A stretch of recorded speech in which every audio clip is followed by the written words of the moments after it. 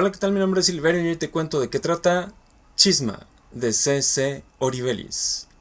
C.C. Oribelis es un escritor de fantasía, ciencia ficción y terror que gusta mezclar conceptos tan diferentes y tan distintos como la magia y los androides. Pero bueno, este cuento en particular es un destilado de horror cósmico, y nunca mejor usada la palabra destilado porque se ambienta en la ciudad de Guadalajara, Jalisco.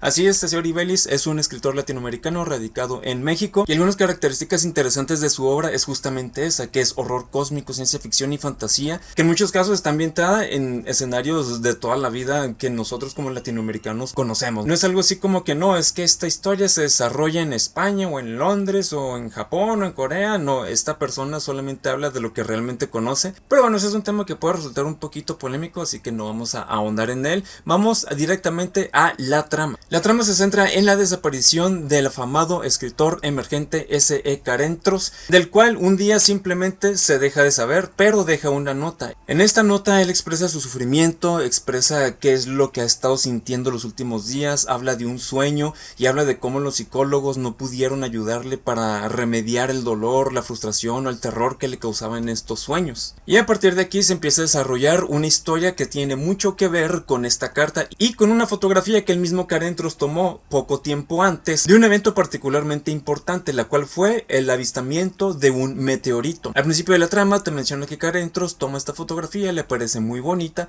la publica en redes sociales y se empieza a hacer viral. ¿Por qué? Pues es una fotografía muy hermosa. Habla de que es la torre del reloj del centro expiatorio que está en Guadalajara y dice que está siendo coronada por la curva del meteoro. Pero Carentros se da cuenta de un detalle especial en la fotografía que al parecer nadie ha notado, pero que él nota instantes después y empieza a sentir un terror así como que no manches, ¿qué acabo de hacer? Y la borra de inmediato de sus redes sociales, pero ya es demasiado tarde porque ya se ha disgregado por internet. Lo que vio en esta fotografía es una de las cosas que aparece en sus sueños, pero pues no les voy a decir exactamente qué es lo que ve, qué es lo que se ve en la fotografía y cuál es la importancia que tiene en la trama y en el desarrollo de los sucesos de todo este cuento. Entonces, en resumen, Carentros desaparece dejando una nota detrás y una fotografía que se ha vuelto viral, pero que él se arrepiente de haber publicado. Las únicas personas que tienen contacto directo con él, bueno, creo que decir personas es mucho porque solamente él está en contacto con su psicólogo, al cual le cuenta todas estas cosas, le cuenta del sueño que tuvo, le cuenta de la fotografía, y es una de las primeras personas a las que la policía acude para saber si sabe algo acerca del paradero de este escritor.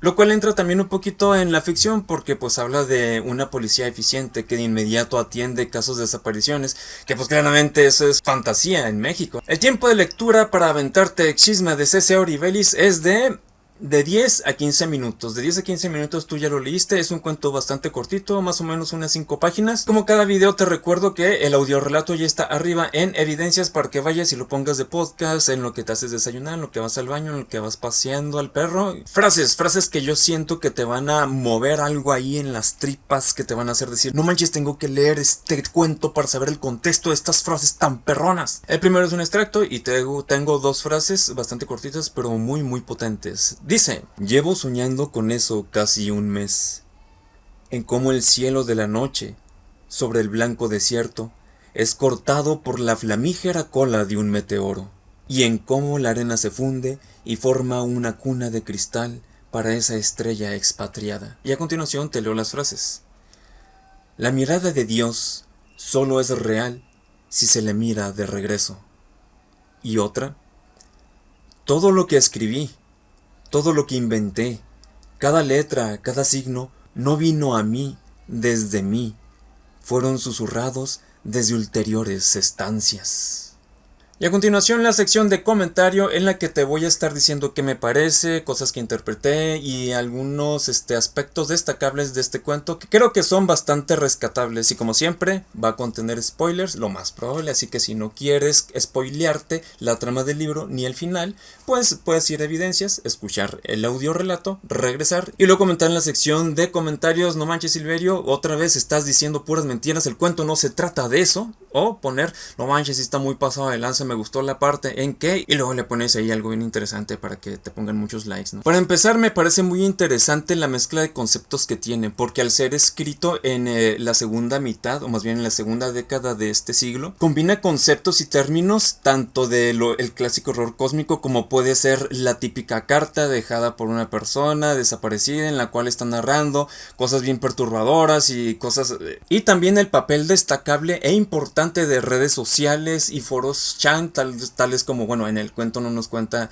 En el cuento no nos dice explícitamente qué foro es, pero pues podemos deducir que puede ser 4chan o puede ser Reddit, ¿no? Entonces ese tipo de conceptos y cosas de esta última época pues, de la humanidad, mezcladas con recursos tan clásicos del horror cósmico, del terror y este tipo de géneros como son los psicólogos, las enfermedades mentales, y repito, esta herramienta de la carta dejada por alguien, que es la única pista para poder ubicarle o para saber qué le sucedió, se me hace súper interesante. Respecto a la trama, se me hace muy digerible, no es demasiado compleja, no es muy intrincada, no es como que hay que estar pensando en esto que pasó acá para tenerlo pendiente, para ver si esto resuelve algo que está acá. No, es algo muy, muy sencillo. Digo, tampoco se puede hacer un world building o una construcción de mundo súper compleja y súper complicada en 5 páginas, ¿no?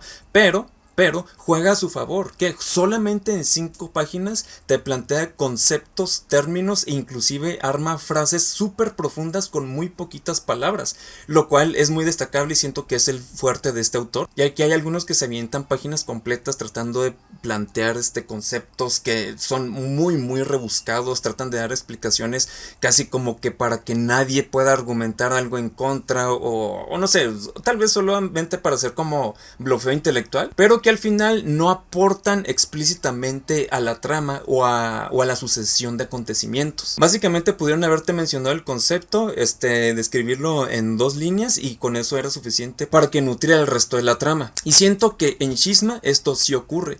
Los conceptos, el planteamiento de ciertas circunstancias o ejercicios o cuestiones filosóficas se plantea en 1 o 2 líneas y es suficiente para que la persona que lo está leyendo entienda el peso de lo que acaba de leer en el resto de la trama y de cómo va a desenlazarse el final. Y hablando del final, muchachos, muchachas, siento que es una cátedra de autorreferenciación. Autorreferenciación es cuando un autor, o más bien cuando la propia obra hace referencia a sí misma. Digamos, por ejemplo, no sé, si tú estás leyendo un libro, un cuento, una novela y encuentras una nota o un texto que hace referencia o que menciona el título de la propia obra donde aparece, eso es una autorreferenciación. También puede ocurrir de una obra del propio autor a otra obra del propio autor. Y de hecho esto sucede mucho en la obra de Oribellis, porque tal cual el universo que él ha construido, según esto, son historias, todo lo que él escribe son historias que están ocurriendo en este mismo instante, en otros mundos y en otros tiempos. Pero bueno, eso es un poquito más complejo y pues lo podemos abordar en otro video si gusta. Pero es una cátedra de autorreferenciación por lo siguiente.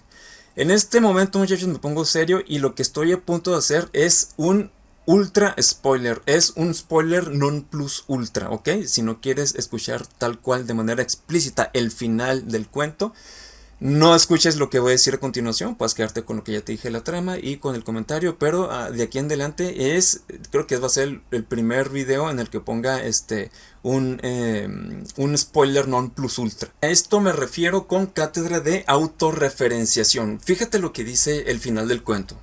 No sin antes mandar una espora más a través de la inmensidad inmaterial y donde la realidad se estrecha y se estira, pero esta vez un poco más sutil, un poco más asertiva, para que cayera en la mente de otro ser, en otro mundo y en otro tiempo. Fíjense ahí el concepto que les mencionaba, con el objetivo de ser significado, sea por medio de una pintura, a través de una canción, o por lo menos, y aquí viene la tremenda autorreferencia, o por lo menos mediante signos que se acomoden en el correcto orden para revelar su nombre. Y aquí es donde te das cuenta, muchachos, de que el título del cuento es la última palabra del cuento. No está escrita tal cual, no está Shizma al final del cuento, pero te das cuenta de que lo que está queriendo decir es que este Dios, que es el Dios de lo significable, viene a la existencia justamente por esa razón. Y una de las frases que les mencioné es: para que la mirada de Dios exista, tiene que ser mirada de vuelta. Entonces, a través de todo el cuento te viene planteando cada uno de los acontecimientos, de las escenas, de los sucesos, te está preparando para el final, el cual, digo, no voy a decirte exactamente cómo se lleva a cabo porque es una imagen muy potente, muy interesante, muy perturbadora, pero todo te lleva a eso, de que el Dios de lo significable, tras destruir ese mundo, envía otra espora para materializarse en otro mundo. Y esta espora crece en la mente del autor de Shizma para darle como título el nombre de este dios. Pero bueno, eso es todo lo que tengo que decirte acerca de Shizma de C.C. Oribellis, y en el siguiente video te voy a estar contando de qué trata El almohadón de plumas de Horacio Quiroga. Nos vemos ahí.